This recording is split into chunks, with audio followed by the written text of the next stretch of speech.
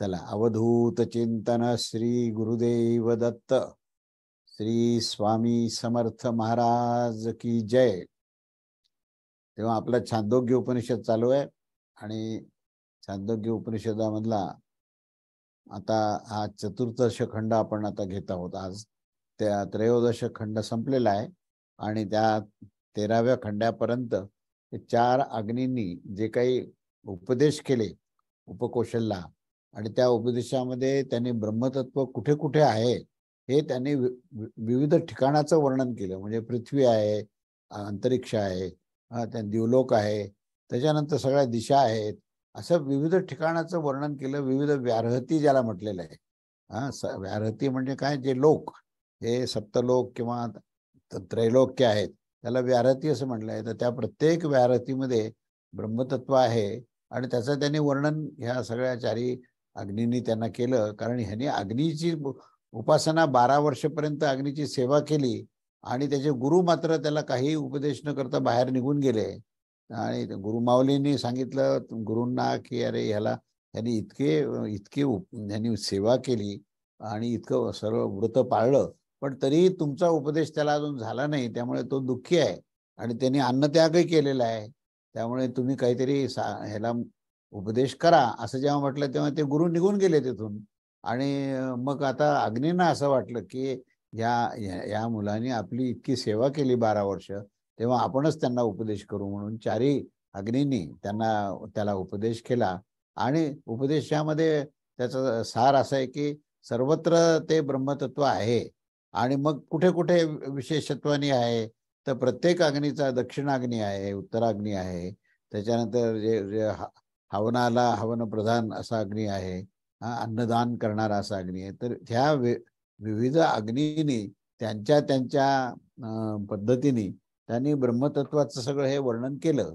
आणि त्या ब्रह्मतत्वाच्या वर्णनामध्ये त्याला असं लक्षात आलं की ब्रह्मतत्व हे आपल्याला दिसायला जरी हे विविध जग दिसत असलं, दृश्यामध्ये जरी विविधता आहे आणि भेद असला तरी अभेद्य तत्व ओतप्रोत आहे, तो ते सगळीकडे आहे असं या अग्नीच्या ह्या उपदेशाने त्याला कळालं। आणि त्याची प्रसन्नता वाढली आणि त्याच्या लक्षात आलं की अरे आपण जे समजत होतो की हा जो भेद आहे ना, हा अग्नी आहे, हे जल आहे, ही पृथ्वी आहे आणि अंतरिक्ष कुठेतरी आहे, त्याच्यामध्ये वायू आहे आणि स्वर्गलोकांमध्ये हे विद्युत आहे, तर ह्याच्याबद्दल आपली जी काही संकल्पना होती तर ती भेददृष्टी होती।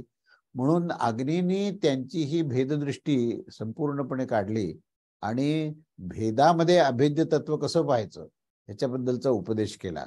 आणि त्या उपदेशाचं श्रवण करून तो अतिशय तृप्त झाला आणि त्याच्या चेहऱ्यावर एक प्रकारची प्रसन्नता आली। आणि अशी तृप्ती त्याची असतानाच मग हा चतुर्थ खंड पुढे काय सांगतो ते आपण पाहूया। तेव्हा हे सगळी त्याला तृप्ती प्राप्त झाली आणि त्याच्यानंतर त्याच्या आचार्याचं आगमन झालं। तर चतुर्दश खंडामधला हा जो विषय आहे तो आचार्यांचं आगमन, आणि ते आगमन झाल्यानंतर त्याला काय काय अनुभव आले आणि मग ते म्हणजे अग्नीने त्यांना जाताना सांगितलं की हे उपकोसल, हे सौम्य, ही आपली जी काही विद्या आणि आत्मविद्या तुझ्यासाठीच आहे आणि आचार्य तुला ह्याच्या फळाचा प्राप्तीचा मार्ग देतील असं अग्नीने जाताना सांगितलं। आणि त्यानंतर त्याचे तिथे आचार्य आले आणि त्यास आचार्य म्हणाले उपकोसल।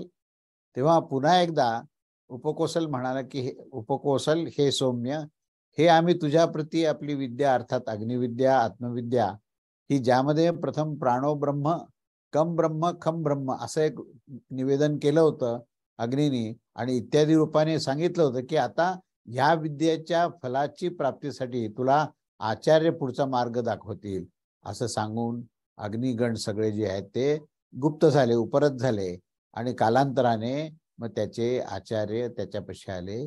तेव्हा आचार्यांनी आपल्या शिष्यास असं संबोधन केलं की हे उपकोसल, असं त्यांनी संबोधन केलं।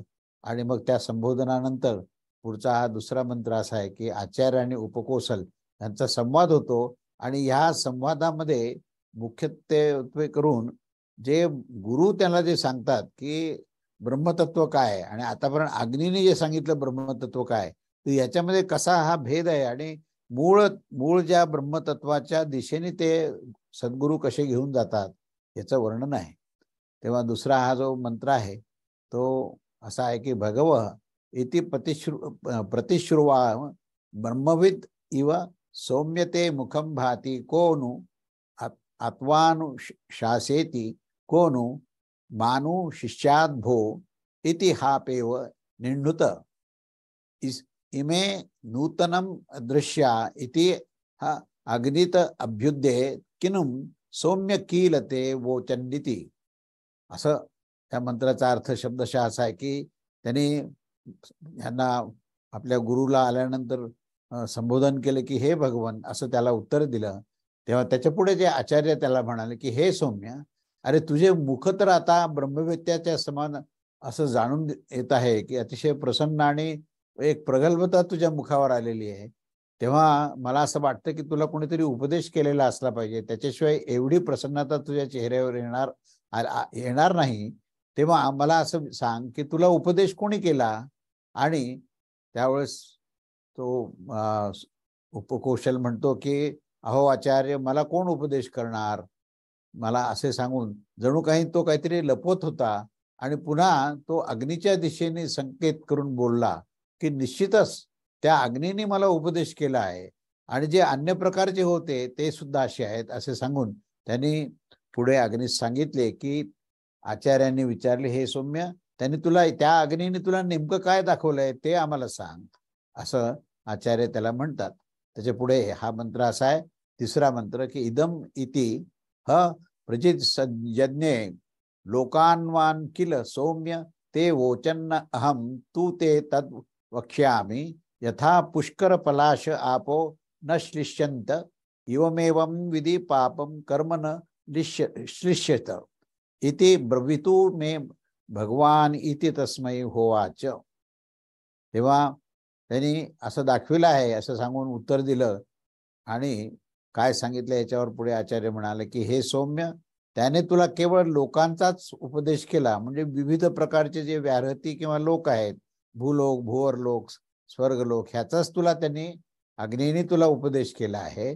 पण आता मी तुला हे दाखवत आहे, ज्यास जाणण्याचा प्रकार जो आहे तो पापकर्माचा त्याला संबंध येत नाही. म्हणजे मी सांगितलेलं तुला आता जे लक्षात आलं तर पापाचा संबंध तुझा कधी येणार नाही. जसं कमलपत्राशी जसा जलाशी संबंध येत नाही, कमलपत्रावर जर जल पडलं तर ते जल लगेच निघून जातं आणि ते पुन्हा आपले जलाशिवाय अनासक्त पद्धतीने राहतं. तसं मी जेव्हा तुला ब्रह्मतत्व सांगेल तेव्हा तुला कुठल्याही प्रकारचं पाप स्पर्श करणार नाही. तेव्हा हा उपकौशल म्हणाला की हे भगवान, मला अवश्य दाखवा. त्यावर पुढे आचार्य काय म्हणाले हा पुढचे मंत्र आहे.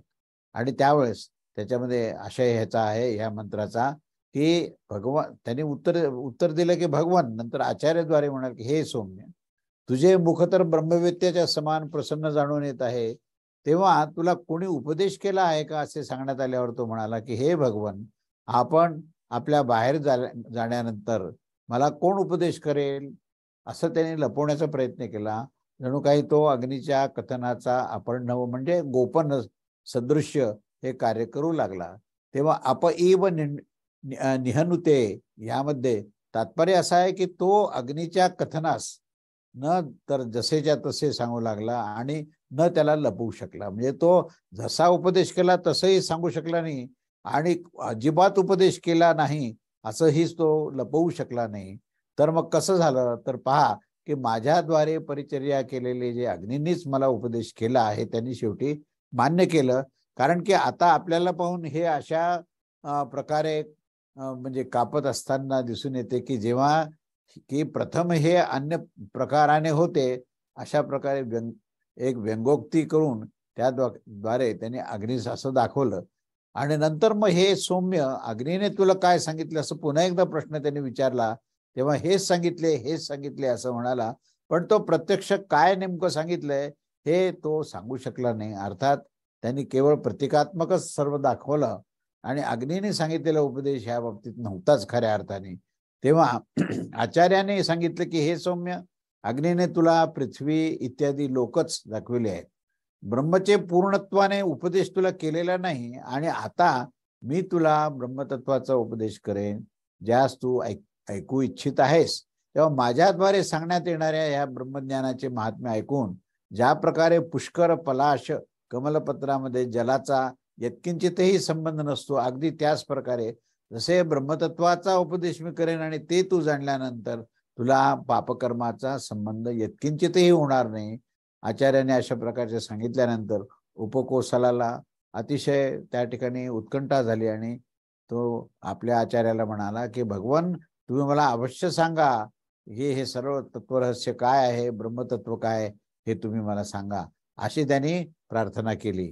तेव्हा अशा प्रकारे हे छांदोग्य उपनिषदातील चतुर्थ अध्यायातील चतुर्दश खंड हा इथे पूर्ण झाला. आता पंचमदश म्हणजे प्रत्यक्ष आचार्याचा उपदेश काय होता आणि आचार्यांच्या उपदेशामध्ये ब्रह्मतत्वाचं विवेचन त्यांनी नेमकं कोणत्या दृष्टांताने केलं हे समजून घेणं हे अतिशय रोचक आहे आणि उद्बोधक आहे.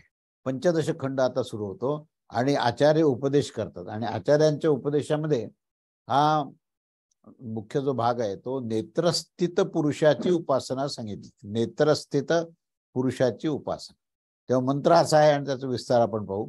मंत्र असा आहे, य एषो क्षिणी पुरुषो दृश्यत एव अस्मेति होवा चैदत्त अमृतमय भयमे एति त ब्रह्मेति तदद्यप्यस अस्मिन् कृपी वोदकम वा सिंचती वार मनी एव गच्छति. आता त्याचा अर्थ शब्दशः असा आहे, म्हणजे आता ब्रह्मतत्वाचं वर्णन इथून या दृष्टांतातून सांगायला सुरुवात केली की हा जो काही नेत्रामध्ये जो पुरुष दिसून येतो तोच आत्मा आहे बरं का. आणि असं त्यांनी सांगताना हेच ते अमृत तत्व आहे, हेच अभय आहे आणि हेच ब्रह्मतत्व आहे. म्हणजे नेत्रामध्ये दिसणारा जो पुरुष आहे तेच ब्रह्मतत्व आहे. हे अगदी साध्या सोप्या परंतु अतिशय प्रभावी असं अशा पद्धतीने त्यांनी हे हा उदाहरण देऊन ब्रह्मतत्वाचं वर्णन केलंय. आणि अशा त्या पुरुषाच्या स्थानरूप नेत्रामध्ये जर तूप अथवा जल टाकलं तर ते क्षणात मध्ये जिरून जातं, हेही त्या नेत्राचं वैशिष्ट्य सांगितलंय. तेव्हा या विवेचनाचा आशय असा आहे की ज्यांचे बाह्य इंद्रियग्राम हे पूर्ण निवृत्त झालेले आहेत, म्हणजे ज्या इंद्रियाच्या आसक्तीपासून जे पूर्ण निवृत्त झालेत, अनासक्त झालेत, विषयापासून जे अनासक्त झालेत, असे जे ब्रह्मचारी आहेत ते आणि असे जे साधन संपन्न आहेत, शांतात्मा आहेत, विवेकद्वारा त्यांना जो या नेत्राच्या अंतर्गत दृष्टीचा दृष्टा पुरुष पाहिला जात असतो, म्हणजे ज्यांच्याकडे आहे विवेक निर्माण झालेला आहे, हे चैतन्य पाहण्याची ज्याच्यामध्ये क्षमता निर्माण झाली, तर त्याला काय दिसतं, तर तो नेत्राच्या अंतर्गत असलेला म्हणजे दृष्टी ज्याच्यामधून प्रदान होते, दृष्टी प्राप्त होते. आणि कोणाला दृष्टी प्राप्त होती, तर त्या नेत्राच्या मागे असलेला दृष्टा दृष्टीच्या माध्यमातून दृश्याला पाहत असतो. अशा प्रकारचा जो दृष्टा आहे आणि तो दृष्टा पुरुष आहे, तो दृष्टा पुरुषच साक्षीत्व भावाने या संबंध ह्या ब्रह्मांडाला ह्या विश्वाला तो पाहत असतो.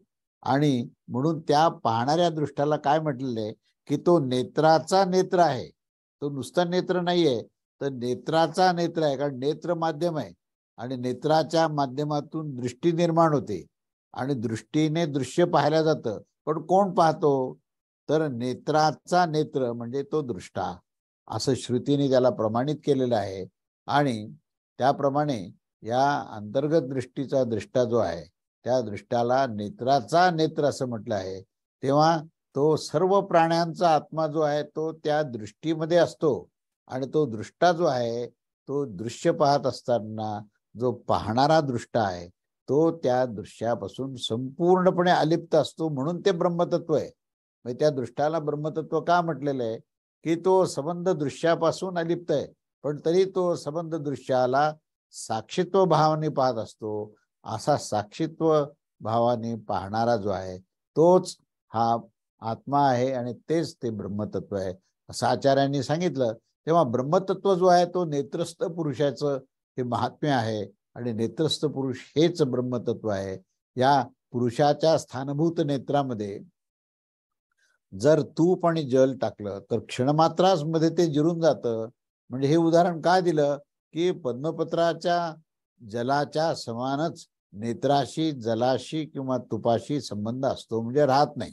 संबंध असतो म्हणजे संबंध राहत नाही. म्हणजे जरी डोळ्यामध्ये तुम्ही पाणी किती टाकलं तर ते क्षणात त्याच्यात जिरून जातं, किंवा अगदी डोळ्यात तूप जरी टाकलं तरी ते तूप बाहेर वाहणार नाही, तर ते मध्ये जिरून जाईल. म्हणजेच काय, याचा अर्थ असा आहे की त्या ठिकाणी तुपाला किंवा जलाला त्याच्याकडे स्थान नाहीये, तर तो जिरून जातो, म्हणजे त्याच्यापासून अलिप्त असतो. म्हणजे ब्रह्मतत्वाचं लक्षण काय आहे की दृश्यामध्ये असणारी गोष्ट ही तो पाहत जरी असला तरी त्याच्यापासून संपूर्ण अलिप्त आहे, आणि संपूर्णपणे तो अनासक्त आणि निष्काम भावाने तो पाहत असतो. म्हणून अनासक्त आणि निष्काम हे दोन लक्षणं ब्रह्मतत्वाची आहेत, आणि तेच लक्षणं जे आहेत ते दृष्ट्याचे आहेत. कारण दृष्टा जो आहे तो कुठलंही दृश्य पाहिलं तरी तो त्या दृश्यापासून संपूर्ण अलिप्त असतो, संपूर्ण अनासक्त असतो, संपूर्ण निष्काम असतो. आणि म्हणून तो दृष्टा पुरुष जो आहे त्याला आपण ब्रह्मतत्व म्हणतो. आणि ते कसं आहे तर पद्मपत्राच्या जलाप्रमाणेच ह्या नेत्राला सुद्धा हा जलाशी संबंध राहत नाही. आणि जेव्हा स्थानाचे पण असे महात्म्य आहे, तर स्थानी नेत्रस्थ पुरुषाची ही निसंगता ही ह्या विषयामध्ये अतिशय महत्वाची आहे, असा ह्या संपूर्ण मंत्राचा अभिप्राय आहे. म्हणून ज्यांनी अग्नीने जेव्हा सांगितलं की पृथ्वीवर ब्रह्मतत्व आहे, अंतरिक्षात ब्रह्मतत्व आहे, द्युलोकात ब्रह्मतत्व आहे, दशदिशेला ब्रह्मतत्व आहे, हे सांगितलं. पण त्याचा अभिप्राय पूर्णपणे आकलनात येऊ शकत नाही. पण जेव्हा आचार्यांनी सांगितलं की ब्रह्मतत्व काय आहे, तर तो पाहणारा जो आहे ना तेच ब्रह्मतत्व आहे. आता तू ह्या दृश्याला पाहतोयस, तर तुझ्यामध्ये जो पाहणारा दृष्टा आहे ना तेच ब्रह्मतत्व आहे. कारण तो दृष्टा फक्त पाहत असतो, फक्त तो साक्षीत्व भावाने पाहत असतो. समजा ह्याच्यामध्ये तुम्हाला जेवायला वाढले आणि अतिशय चांगले चविष्ट असे पदार्थ आहेत, पक्वान्न आहेत, तर ते पहिल्यांदा डोळेच पाहतात, पण डोळे खात नाहीत. खाणारी जीभ आहे. त्याला आवडीनं त्याचा आस्वाद घेणारा तो जीव आहे. परंतु जर तुम्ही त्या दृष्ट्याचा विचार करा थोडासा, तर दृष्ट्याने संबंध आयुष्यभर तुम्हाला मार्गदर्शन केलं, सगळे दृश्य दाखवले, आणि त्या दृश्यामध्ये तो स्वतः कधीही आसक्त झाला नाही, आणि म्हणून तो ब्रह्मतत्व आहे. तर ब्रह्मतत्वाचे लक्षण जिथे आहे तो दृष्टांत हे लक्षात घ्या. म्हणून त्याची जी निसंगता आहे, त्याचा जो निष्काम भाव आहे, आणि त्याचं जे काही तटस्थ भूमिकेतून अतिशय साक्षीत्व भावाने जो तो पाहतो त्यालाच ब्रह्मतत्व असं म्हटलेलं आहे. आणि म्हणून त्या दृष्टीने दृश्य पाहत असताना जो दृष्टा आहे तेच ब्रह्मतत्व आहे, असं या पहिल्या मंत्रामध्ये त्याचं वर्णन केलेलं आहे. त्याच्यानंतर पुढे असं म्हटलेलं आहे की दुसऱ्या मंत्रामध्ये असं म्हटलं की एतम संयद्वाम एत्या चक्षत एतम ही सर्वाणि वामन्याभिसयन्ति सर्वाण्येनम वामन्याभिसयन्ति स एवं वेद. अर्थ असा आहे की यास संयद्वाम असं म्हटलेलं आहे. म्हणजे असं आहे की संपूर्ण सेवनीय वस्तू आणि सर्व दिशेने ह्यासच प्राप्त होत असतो. कारण हा जो आहे, हा दृष्टा जो आहे, हा दृष्ट्याला कुठली अपेक्षा नाहीये, पण तरी त्याच्या दृष्टिक्षेपामध्ये सर्व दृश्य, अगदी म्हणजे सूर्य चंद्र सुद्धा तो त्या दृष्टीमध्ये समावून घेऊ शकतो. केवढी त्याची शक्ती आहे. एकदा किजोडेकर शास्त्री असेच कॅनडाला गेले होते, आणि त्यांना मीमांसा तीर्थ ही पदवी होती, अतिशय विद्वान होते. आणि त्यांचं प्रवचन मी ऐकलं, आणि त्या प्रवचनात ते म्हणाले की हे बघा म्हणे, मला इंग्लिश वगैरे काही येत नाही, मला फक्त संस्कृत येतं, आणि माझा वेदाचा अभ्यास झालेला आहे, पण माझं कुठेही काही बिघडलं नाही. इथून ती कथा सुरू करतात. आणि जेव्हा मी तेव्हा नायगराचा धबधबा पाहिला, त्यावेळेस मी पाहतच राहिलो सारखा. त्यावेळेस तिथल्या सगळ्या त्या लोकांनी, कॅनडाच्या नागरिकांनी म्हटलं की शास्त्रीजी, तुम्ही हे सगळं पाहताय, तुम्हाला खूप आश्चर्य वाटत असेल की केवढा हा प्रचंड धबधबा आहे. त्यावेळेस जे उत्तर दिलं शास्त्रीने ते अतिशय उद्बोधक आहे. आणि ते म्हणाले की एवढा प्रचंड हा मोठा धबधबा आहे, ह्यात फार मोठं आश्चर्य नाही, त्याच्यापेक्षा एक जास्त श्रेष्ठ आश्चर्य मी पाहतोय. ते म्हणाले त्याच्यापेक्षा आश्चर्य काय असू शकतं, आता आमच्याकडे इतके लोक येऊन गेले आणि सगळ्यांनी तो नायगराचा धबधबा पाहिला आणि त्याचं वर्णन केलं, फोटो घेतले, व्हिडिओ काढले, आणि तुम्हाला त्याच्याही पेक्षा अजून एक आश्चर्यकारक काय दिसतंय आम्हालाही समजून घ्यायचंय. तेव्हा त्यांनी जे उत्तर दिलं ना ते उत्तरच ह्या मंत्रामध्ये आहे. आणि ते म्हणाले की एवढ्या मोठ्या ह्या नायगरा धबधब्याला इतक्या लहानशा 2 डोळ्यांनी सामावून घेणं आणि नुसतंच सामावून घेणं नाही तर त्याचं परिपूर्णपणे आकलन करणं, ही क्षमता ह्या लहानशा 2 डोळ्याला, की त्याच्यासमोर हा धबधब्याचा आकार आणि त्याची व्याप्ती ही कितीतरी मोठी आहे, पण तेवढ्या मोठ्या व्याप्त धबधब्याला सामावून घेणे, आकलन करून घेणे ही जी क्षमता आहे ही अत्यंत आश्चर्यकारक आहे. म्हणून दृष्ट्याने दृश्याला दृष्टीच्या माध्यमातून पाहत असताना त्याचं संपूर्ण आकलन करणे आणि त्याच्यापासून अनासक्त आणि निष्काम राहणे हेच ते ब्रह्मतत्वाचं लक्षण आहे. तेव्हा त्यांचं ते प्रवचनाचं मला गोष्टी आठवल्या आणि फार विलक्षण असायचं त्यांचं भाषण. तर त्यामध्ये हेच ह्या दृष्टा हा ब्रह्मतत्व कसा आहे हेच त्यांनी सांगितलं आणि त्या ब्रह्मतत्वाबद्दलच त्यांनी अतिशय असं आश्चर्य व्यक्त केलं. तेव्हा आता हे आपण जे म्हणतोय की हा संयद्वाम म्हणजे त्याचं कारण संपूर्ण सेवनीय वस्तू सर्व दिशेने ह्यासच प्राप्त होत असतात, म्हणजे ह्याला सर्व तो समावेश ह्याच्यामध्ये होत असतो आणि तो त्याला संपूर्णपणे जाणत असतो, आकलन करत असतो. त्या संपूर्ण सेवनीय वस्तू ज्या आहेत हे सर्व दिशेने त्याला सहजतेने प्राप्त होत असतात, असा तो दृष्टा आहे. तेव्हा या दुसऱ्या मंत्राचा आशा आहे की पूर्वोक्त जो पुरुष सांगितला आहे की ज्याला आता संयद्वाम असं म्हटलंय, याचं कारण असं आहे की संपूर्ण शोभन पदार्थ सर्व दिशेने प्राप्त होत असतात आणि यामुळे ते प्राप्त होत असताना तो अतिशय शांत आणि संयमाने युक्त असल्यामुळे त्याला संयमद्वाम असं म्हटलेलं आहे. अशा प्रकारे जाणणाऱ्या ह्या पुरुषास जो विद्वान त्याला ह्या पद्धतीने संपूर्ण जाणतो, तेव्हा त्यालाही संपूर्ण सेवनीय पदार्थ सर्व दिशेने प्राप्त होत असतात. ही त्याची फलश्रुती पण सांगितली की त्या ब्रह्मतत्वाची स्थिती या विद्वान माणसाची पण ह्या ब्रह्मवेत्याची होते. तेव्हा ब्रह्मवेत्ता ब्रह्मस्वरूप असतो आणि ब्रह्माचे लक्षण सगळे त्यामध्ये असतात, ब्रह्मतत्वाचे लक्षण, आणि ब्रह्मतत्वाची उपलब्धी ही संबंध त्या ब्रह्मवेत्याला असते. त्याला ब्राह्मण म्हणतात. ब्राह्मणाची व्याख्याच ही अशी आहे की जो ब्रह्मस्वरूप असतो आणि ब्रह्मतत्वाशी त्याचं आकलन झालंय, एकरूपता आहे, तो ब्राह्मण आहे. ब्रह्म जाणणारा ब्राह्मण हा म्हणजे ब्रह्मजानाती सह ब्राह्मण हा असं व्याख्या ब्राह्मणाची केली आहे.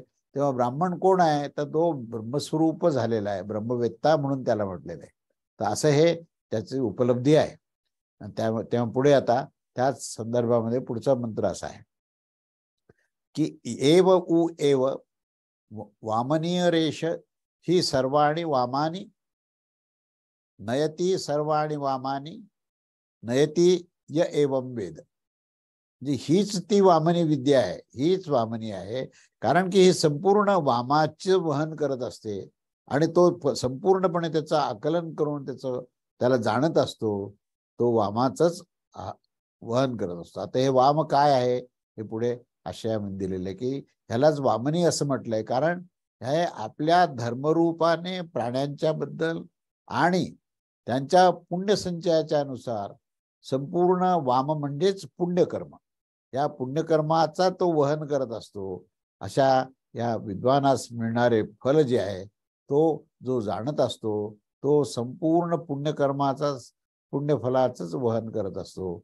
म्हणजे तो पुण्यात्माच आहे आणि त्याची सगळी जी प्राप्ती आहे ही पुण्यस्वरूपच असते, असं ह्या ठिकाणी त्या ब्रह्मवेत्याचं वर्णन केलेलं आहे.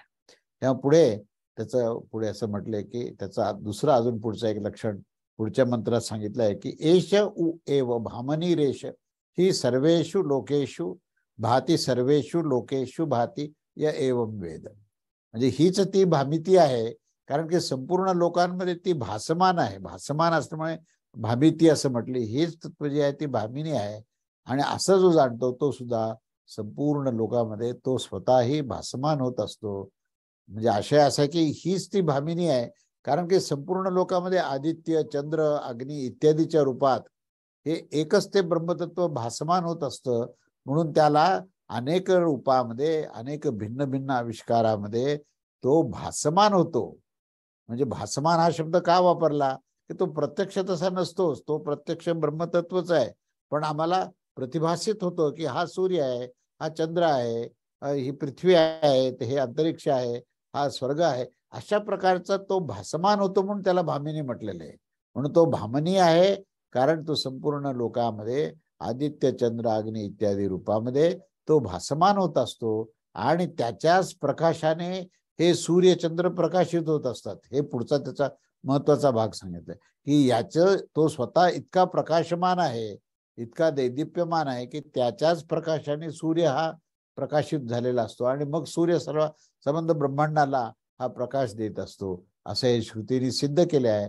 आणि त्यामुळे भामिनी म्हणजेच प्रकाशाचं वहन, म्हणजे पुण्यफलाचं वहन करणारे आणि मुळातूनच ते तत्वस्वरूपामध्ये एकमेव अद्वितीय आहेत, परंतु अनंत नामरूपामध्ये ते आविष्कृत झाल्यामुळे, भासमान झाल्यामुळे त्याला भामनी असं म्हटलेलं आहे. आणि अशा प्रकारचं ज्ञान ज्याला होतं तो संपूर्ण लोकांमध्ये सुद्धा ब्रह्मतत्व असून तो स्वतः वेगळ्या पद्धतीने भासमान होत असतो.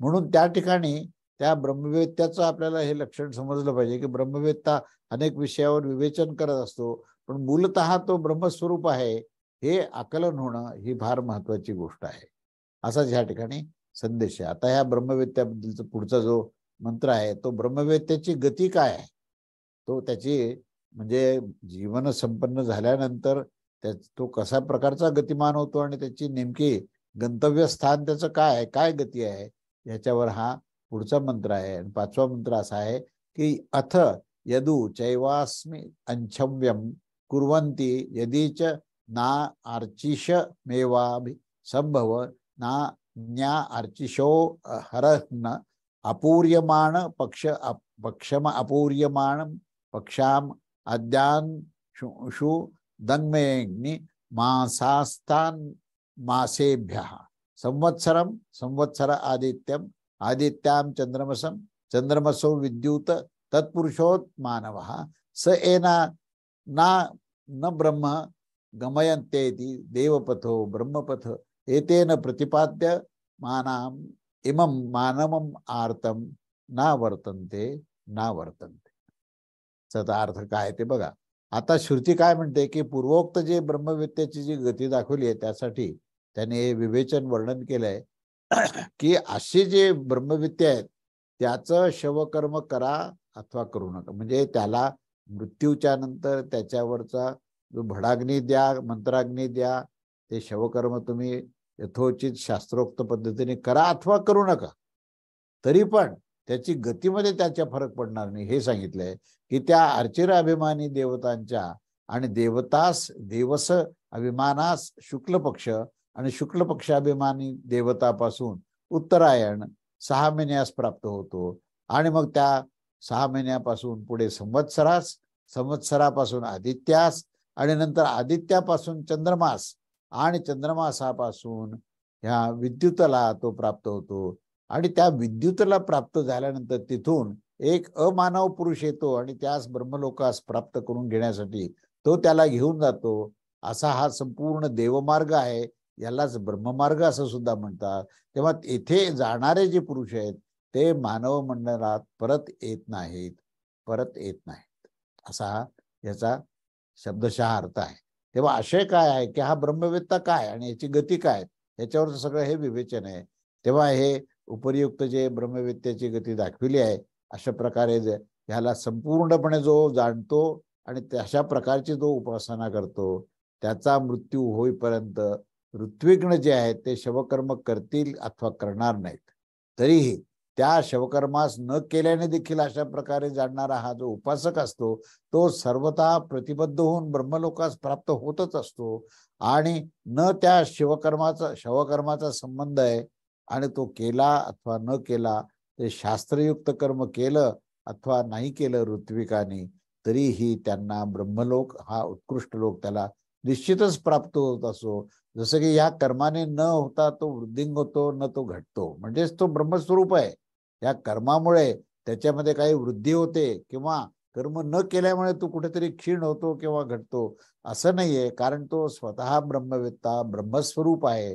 आणि या अन्य श्रुतीने त्याला प्रमाणित केलेलं आहे की शवकर्माच्या बाबतीत आपल्याला अनादर प्रदर्शित करायचा नाहीये, पण हा जो मंत्र केवळ विद्येची स्तुती करत असल्यामुळे त्याचं गौणत्व इथे सांगितलंय. आणि अशा प्रकारे जाणून घेणारा हा शवकर्म केले नाही अथवा दाखविले तरी या विद्वानाशिवाय अन्य कोणासाठी हे शवकर्म न केल्यास आरंभी काही प्रतिबंध होण्याचा अनुमान केला जात असतो. कारण येथे श्रुती उपासनेचं फल हे आरंभ करण्यापूर्वी करण्याच्या वेळेस केवळ उपासकासाठीच हे शवकर्म केले गेले अथवा न केले गेले असं हे अप्रतिबंधपूर्वक फलाचा त्या ठिकाणी आरंभ केला आहे. असे जे लोक आहेत ते नेत्रामध्ये जे स्थित संयमद्वाम दामनी आणि भामनी इत्यादी गुणांनी युक्त आणि सुखाकाशाची उपासना करत असतात आणि प्राणसहित अग्निविद्येची उपासना करत असतात. त्यांचे अन्य कर्म होईल अथवा होणार नाही तरीही ते सर्वथा अर्चिराभिमानी देवतांनाच प्राप्त होतात असे ह्याचे पूर्ण तात्पर्य आहे. त्यामुळे ते अर्ची म्हणजे काय की अर्चिराभिमानी देवता संबंध आहे. अह म्हणजे काय तर अहर अभिमानी म्हणजे दिवसाच्या अभिमानी देवतांचा संबंध आहे. अहर अभिमानी देवतापासून अपूर्यमान पक्ष शुक्ल पक्ष देवता शुक्ल पक्षापासून षड्डंग ज्या 6 महिन्यामध्ये सूर्य उत्तर दिशेने जातो त्या 6 महिन्यास अर्थात उत्तरायण देवतांना त्या उत्तरायणांच्या 6 महिन्यानंतर संवत्सर होते आणि संवत्सराच्या अभिमानी देवतास प्राप्त होतात आणि नंतर संवत्सरापासून तो पुढे आदित्यास जातो, आदित्यापासून तो चंद्रमास जातो आणि चंद्रमास पुढे विद्युत प्राप्त होतं आणि त्या तेथे तो स्थिर असलेला जो एक अमानव पुरुष त्या साधकास तो ब्रह्मलोक व पुढे ब्रह्मलोकातून अंतिम सत्यलोकात घेऊन जातो. तो ब्रह्म स्वरूप होऊन जातो आणि असं गमन करणारे जे गंतव्यस्थान आहे आणि असं गमन करणाऱ्या यांचा जो उल्लेख असल्या कारणाने येथे हे कार्यब्रह्मच अभिप्रेत आहे. कारण की सत्ता मात्र ब्रह्म हे प्राप्तीमध्ये हे काहीही सांगत नाही आणि काहीही अपेक्षा करत नाही. पण हे कार्यब्रह्म म्हणजे जे आविष्कारामध्ये असलेले जे ब्रह्म आहे ब्रह्मांड रूपात तर त्याच्या माध्यमातूनच हे सर्व अभिप्रेत होतं. तिथे तर असं बोलण्याचा न्याय आहे की तो ब्रह्मरूप झालेला ब्रह्मतत्वास प्राप्त होत असतो आणि पुढे 8व्या अध्यायामध्ये पुढे श्रुती संपूर्ण भेदाच्या द्वारे हे बाधद्वारे सन्मात्र ब्रह्माच्या प्राप्तीचा उल्लेख केलेला आहे आणि बिना पाहण्यात आलेला एकत्व रूप मार्ग तर हा मोक्षामध्ये उपयोगीच होऊ शकत नाही. जसे की तो परमात्मा विदित न होण्याने या अधिकाराचे मुक्ती प्रदान करून पालन करत नाही असे अन्य श्रुतीने प्रमाणित केले आहे. तेव्हा हा जो देवमार्ग आहे तो उपासकास पोहोचण्यासाठी अधिकार प्राप्त देवतांपासूनच उपलक्षित होण्याचं कारण असं आहे की ह्यासच हा देवमार्ग असं संबोधन केलं आहे आणि ब्रह्म गंतव्य प्राप्तव्य स्थान आहे त्यास उपलक्षित होत असतं आणि या कारणाने तो ब्रह्ममार्ग आहे हे निश्चित आहे आणि त्याच्याचद्वारे ब्रह्मतत्वास प्राप्त झालेले अर्थात तेथे जाणारे जे उपासक आहेत तर तेव्हा असा हा जो मानव आहे तो मनुसंबंधी अर्थात मनुच्या सृष्टीरूप आवर्तन क्षेत्रामध्ये तो परत वापस येत नाही. ज्याच्यामध्ये जन्ममृत्यूच्या प्रवाहरूप चक्रामध्ये जो गुंतलेला प्राणी आहे तो घटिका यंत्राच्या समान पुन्हा पुन्हा आवर्तन करत असतो आणि त्या ह्यास तो प्राप्त होत नाही. नावर्तनते अशी द्विरुक्ती या ठिकाणी फलासहित जी केलेली आहे ती येथील विद्येची परिसमाप्ती प्रदर्शित करण्यासाठी आहे आणि अशा प्रकारे हे छांदोग्य उपनिषदातील 4th अध्यायातील पंचम खंड भाष्य इथे संपूर्ण झालेलं आहे. त्याच्यानंतर आता पुढचा 16वा खंड आपण पाहूया. षोडश खंड. आता षोडश खंडाचा जो विषय आहे ती मुळातून यज्ञोपासना आहे. आपण यज्ञावरचं म्हणजे अग्नीच्या माध्यमातून आपण अग्नी किती प्रकारचे आहेत हेच आपण पाहिलं. तर आता जी आहे ही यज्ञोपासना आहे आणि यज्ञोपासनेमध्ये काय रहस्य आहे उपासनेचं काय प्रकरण आहे आणि त्या मार्गाला कुठल्या प्रकारचा उपदेश द्यायचा आहे हा सर्व प्रसंग इथे आल्या कारणाने पूर्वोत्तर प्रकरणाच्या ह्या आरण्यकत्व त्याच्यामध्ये जे सादृश्य असल्यामुळे आणि यज्ञामध्ये काही क्षती पण होत असतात तर त्या क्षती प्राप्त झाल्यावर त्या क्षतीला पुन्हा एकदा त्याचं निवारण करण्यासाठी प्रायश्चित्त काय आहे त्या प्रायश्चित्ताच्या संदर्भात सुद्धा इथे ज्ञान दिलेलं आहे. आणि ऋत्विक ब्रह्माच्या म्हणजे ब्राह्मण हे ऋत्विक म्हणजे यज्ञ करणारे त्यांना ऋत्विक म्हणतात आणि ब्रह्मा म्हणजेच ब्राह्मण. तर ऋत्विक ब्रह्माच्यासाठी हे मौनाचे विधान करायचे आहे आणि ह्या संदर्भातले हे नूतन प्रकरण आपण सुरू करत आहोत. तेव्हा ह्या यज्ञकर्माच्या संदर्भातला हा पहिला मंत्र असा आहे. एषः वै यज्ञो योयम पवत एषः या यन्निन सर्वं पुनाति यन्निंदत सर्वं पुनाति तस्मादेश एव यज्ञस्तस्य मनश्च वाक्च वर्तनी. शब्दशः अर्थ असा आहे की हे जे काही चालत असतं ते निश्चितच सर्व यज्ञच आहे. ज्या पूर्ण ब्रह्मांडामध्ये ज्या काही घटना आणि ज्या क्रिया या परमेश्वराच्या योजनेच्या अनुसार होत असतात, हे सर्व होणाऱ्या ज्या क्रिया आहेत या सर्व क्रिया या यज्ञच आहेत. आणि हे चालत असताना निश्चितच ह्या संपूर्ण जगतास त्या पवित्र करत असतात. यज्ञाचं वैशिष्ट्यच असं आहे की यज्ञ हा पवित्र करण्याकरता आहे. अग्नीचं जे काही स्वरूप आहे ते सगळ्या प्रकारचं किटाळ जाळण्याकरता आहे. सर्व जे काही मल निवृत्ती करण्याकरता हे यज्ञ असल्यामुळे निश्चितच तो या जगाला सुद्धा, या सबंध ब्रह्मांडाला सुद्धा तो जो यज्ञकर्म आहे आणि तो जो यज्ञ आहे तो पवित्र करत असतो. कारण की हा गमन करताना याच्या समान तो संसाराला पवित्र करून देत असतो. आणि यामुळेच याला यज्ञ असं म्हटलंय. मन आणि वाक हे दोनही याचेच मार्ग आहेत. मनाच्या माध्यमातून यज्ञ करणे, वाणीच्या माध्यमातून यज्ञ करणे, हे दोन्ही संभव असल्यामुळे मन आणि वाक या दोन्ही जे आहेत या यज्ञकर्माचेच हे मार्ग आहेत असं सांगितलंय. तेव्हा या मंत्राचा एकंदरीत आशय असा आहे की एषः वै, हा जो वायू आहे आणि तो जो वहन करत असतो तर त्या वहन क्रियेलाच यज्ञ असं म्हटलंय. ह आणि वै ह्या प्रसिद्ध पदार्थाचे जे द्योतक म्हणजे निपात आहेत त्या श्रुतीमध्ये हा वायुरूप प्रतिष्ठा असणाराच हा प्रसिद्ध असा आहे. आणि हा जो यज्ञ आहे तो आपल्या हातात प्रदान करत आहे. आपण ह्यास वायुदेवता स्थापित करावेत. हा निश्चयच यज्ञ आहे जो की चालत असतो, अखंड चालत असतो, संबंध ब्रह्मांडामध्ये अव्याहत तो चालत असतो. तो निश्चितच हा यज्ञ आहे. आणि ह्या सर्व ह्या विवेचनातून ही श्रुतीकडून ते प्रमाणित करून घेत आहे. ते चलनात्मक स्वरूप गुण असणाऱ्या कारणाने वायूच्याच क्रियेने हे समावय, हा समवाय, हा जो संबंध आहे, जसं श्रुती सांगतं की वायूच यज्ञाचा आरंभक आहे, वायूच त्याला त्याची प्रतिष्ठा आहे, असं वायूचं महत्व त्या यज्ञामध्ये सांगितलंय. आणि हा वायू कसा आहे तर तो चालणारा आणि गमन करणारा आहे. ह्या संपूर्ण जगतास तो पवित्र करणारा आणि शुद्ध करणारा आहे. आणि ह्याच्या विपरीत जो चालत नाही आणि विहित क्रियेचे अनुष्ठान करत नाही तो अशुद्ध होतो, त्याची शुद्धी होऊ शकत नाही. दोष निवृत्ती करताना गतिशीलता असणाऱ्याचीच ती दिसून येते. स्थिर असणाऱ्याला ही दोष ही त्याची निर्माण होतील. आणि जो अखंड हे चलनामध्ये असतो, गमनात असतो, गतिमान असतो, तोच वायू जो आहे तो यज्ञकर्म करत असून त्याच्यातूनच हे पावित्र्य त्याला मिळतं. त्यामुळे हा चालत असताना या संपूर्ण जगतास तो पवित्र करून देत असतो. आणि त्यामुळेच त्याला यज्ञ असं म्हटलंय, कारण तो पावित्र्य निर्माण करत असतो. आणि या प्रकारच्या विशेषता असणाऱ्या या यज्ञाच्या मंत्रोच्चारणामध्ये प्रवृत्त वाणी आणि यथार्थ वस्तूच्या ज्ञानाची प्रवृत्त मन हे दोनही, वाणी आणि मन हे वर्तनी मार्ग आहेत. आणि ज्याच्याद्वारे विस्तृत गेलेला हा जो यज्ञ प्रवृत्त होत असतो त्यांना वर्तनी असं म्हटलेलं आहे.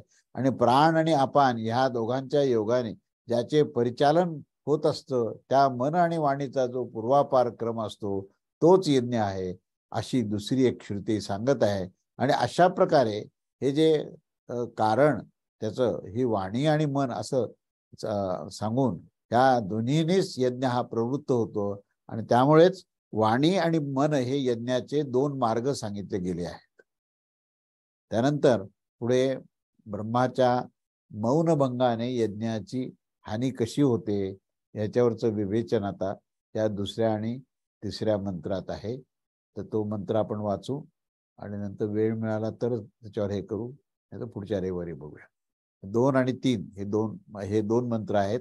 तर या 2 आणि 3 मंत्रामध्ये काय म्हटलंय ते बघूया. तयोर न्यत्तरान मनसा संस्करोति ब्रह्मवाचा हुताध्व अध्वर्यू उद्गाता न्यत रांस यत्रोपाक्र प्रातर अनुवाके पुरा परिधातियाता ब्रह्मा यो वदती.